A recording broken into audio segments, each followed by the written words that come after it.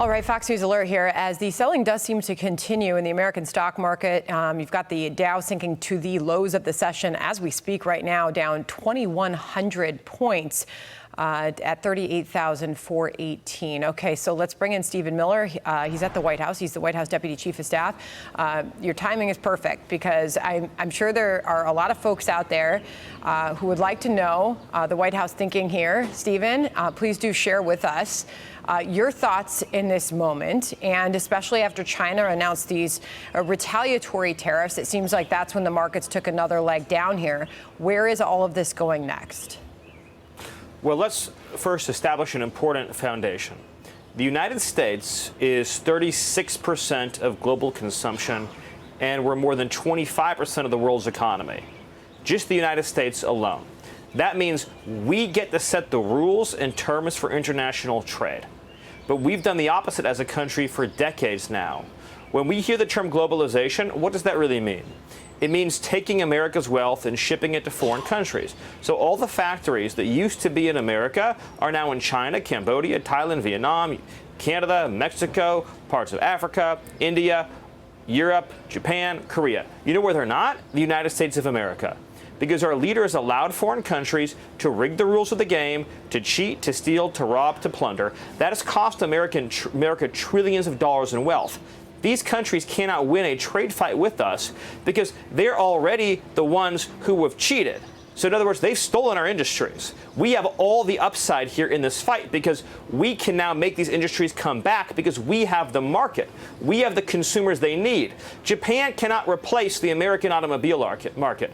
Europe can't replace the American automobile market. They need us. And this is a fundamental issue of fairness and national security. Tell me, why is it that if you go to Tokyo, there's no American cars? If you go to Berlin, there's no American cars. But on our streets, we have every foreign car there is in the world. They've locked their markets to our cars. They have stolen from our workers and our people. And President Trump is saying that has to end. We need our wealth back and our jobs back. And the quality of America, the American quality of life, will rise exponentially as these policies kick in and as the great onshoring and return of American wealth occurs. Are you confident we can replace that production and we can do so in a way that Americans can actually afford and like those cars? Without question. In fact, the changes in advanced manufacturing technology, 3D printing, robotics, artificial intelligence, this makes it more and more affordable to manufacture, produce, and build at scale in the United States. American workers should not have to compete with child slave wages in Vietnam. They should not have to. That is wrong. We do not need a global race to the bottom that says that American workers have to earn the same wages and work in the same conditions as the poorest workers in the third world.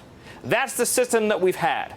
With the right tax policy, the right regulation policy, the right trade policy, and investing in advanced manufacturing, all of these industries and supply chains can come back home. But here's the thing. It's not a choice. It's a national security imperative. Well, what would happen if there was a war and we didn't have the ability to manufacture our own steel, our own aluminum, our own medicine, our own automobiles, our own aircraft? What would happen to the United States of America? It is a fundamental matter of national survival. Yeah, well, we got a glimpse of that during COVID, right? When people couldn't get what they needed, we learned so much of it was being made outside of the United States. And how about the food industry? This was really interesting perspective right here on America Reports last hour from a shrimper. Listen.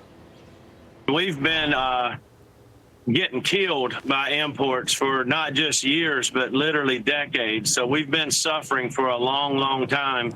And these tariffs, we believe, are going to give us some immediate relief. We've outsourced our whole industry.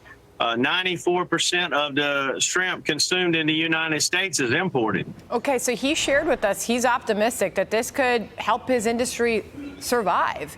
And they've seen a decline for decades now. Because all of these, all the shrimp's been coming in from all these other countries into the United States. Low quality shrimp, he pointed out. But there's fears. By the way, a lot of the seafood that we're importing has formaldehyde in it, is not safe for consumption. And this whole situation, people have to understand. just how badly we've been ripped off as a country. You heard that, gentleman. 94% of shrimp is imported to the United States, and we have the Gulf of America. The U.S. agriculture and seafood industry has been decimated because we allow for subpar, cheap foreign imports without limit that are subsidized by foreign countries to put our farmers and our shrimpers out of business while their markets are close to ours. Can someone explain to me? We protect and defend South Korea. And in exchange, they steal our automobile industry, they steal our electronics industry. We protect and defend Japan, and in exchange, they close their market to our cars. We protect and defend Canada, and they run up a massive trade deficit with us. We protect and defend all of Europe at a cost of trillions of dollars over time, and what do? They run an over $300 billion trade deficit with the United States. Why should America protect the world, send foreign aid to the world, defend the world, provide for the world, and in exchange, get ripped off by every other country in the world? And what do we have to show for it?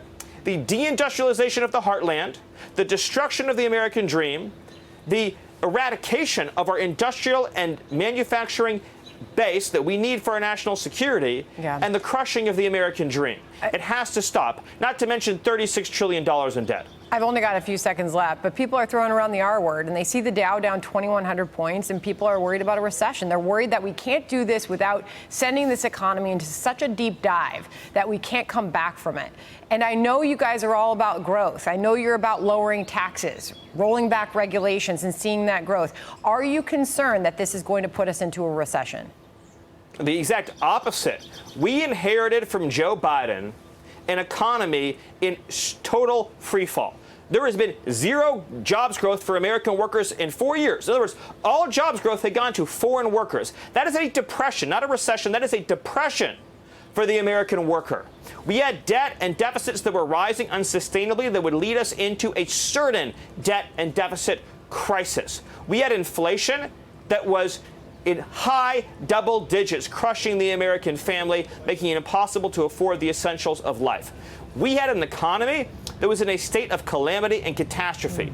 President Trump's policy of reshoring our supply chains, pushing for total expensing of capital gains, eliminating regulation, eliminating intrusive Green New Scam environmental rules, pushing for the biggest, broadest tax cut in American history, and reducing taxes on American workers, including ending taxes on tips, ending taxes on overtime, ending taxes on Social Security. This economic program is the single most important program for American wealth, prosperity, and rejuvenation that we've ever seen in this country. All right, I'd love to continue the conversation. Hope to have you back on soon, Stephen. Thank you so much. Thank you. All right.